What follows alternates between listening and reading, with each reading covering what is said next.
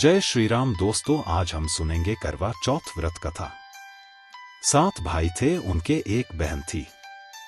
सभी भाई अपनी बहन से बहुत प्यार करते थे और हमेशा उसके साथ ही खाना खाते थे। जब बहन की शादी हो गई तो बहन ने करवा चौथ का व्रत किया। सभी भाई शाम को खाना खाने बैठे तो अपनी बहन को खाने के लिए बुलाया। तब बहन ने कहा कि आज मेरे चौथ माता का व्रत है। तब भाइयों ने सोचा कि चांद पता नहीं कब तक उदय होगा, अपनी बहन तो भूखी है। उन सब ने उपाय सोचा और पहाड़ पर जाकर आग जलाई और उसके आगे चालनी लगाकर चांद बना दिया और बोले कि बहन चांद उग आया। वह अपनी भाभियों से बोली कि चांद उग आया, तो भाभियां बोली कि ये चांद आपके लिए उगा है। वह भोली थी, नकली चांद के अर्घ देकर भाइयों के साथ खाना खाने बैठ गई।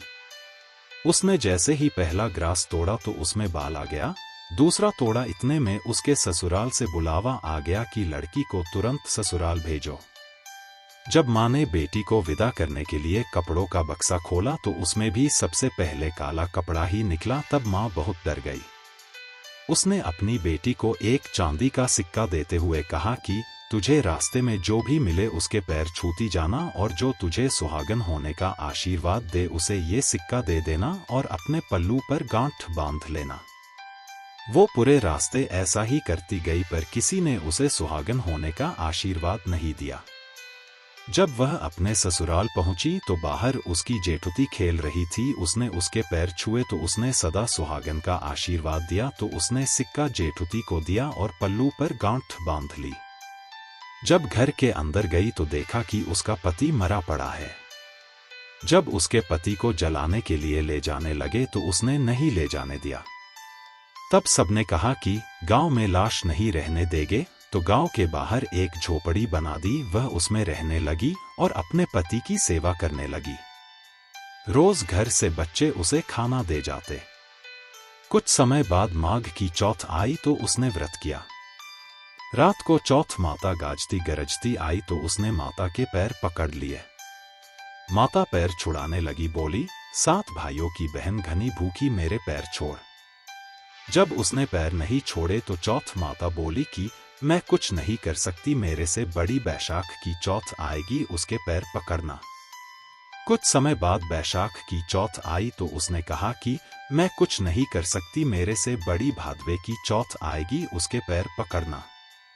जब भादवे की चौथ आई तो उसने भी यही कहा कि मैं कुछ नहीं कर सकती, मेरे से बड़ी कार्तिक चौथ है, वो ही तेरे पति को जीवन दे सकती है, लेकिन वो तेरे से सुहाग का सामान मांगेगी तो तू वो सब तैयार रखना। लेकिन मैंने तुझे ये सब बताया है, ऐसा मत कहना। जब कार्तिक चौथ आई तो उसने अपने पति के लिए व्रत रखा। रात को चौथ माता आई तो उसने पैर पकड़ लिए तो माता बोली 7 भाइयों की लाडली बहन घनी भूखी, घनी तिसाई पापिनी, मेरे पैर छोड़। तब वो बोली कि माता मेरे से भूल हो गई, मुझे माफ कर दो और मेरे पति को जीवन दान दो। जब उसने माता के पैर नहीं छोड़े तो माता बोली कि ठीक है, जो सामान मैं मांगू वो मुझे लाकर दे। माता ने जो सामान मांगा वो उसने लाकर दे दिया। तब चौथ माता बोली कि तुझे ये सब किसने बताया? वो बोली कि माता मैं इस जंगल में अकेली रहती हूँ, मुझे ये सब बताने यहाँ कौन आएगा। चौथ माता ने मांग में से सिंदूर लिया, आंख में से काजल व चिटली अंगुली से मेहंदी निकालकर उसके पति के छिटा तो उसका पति जीवित हो गया।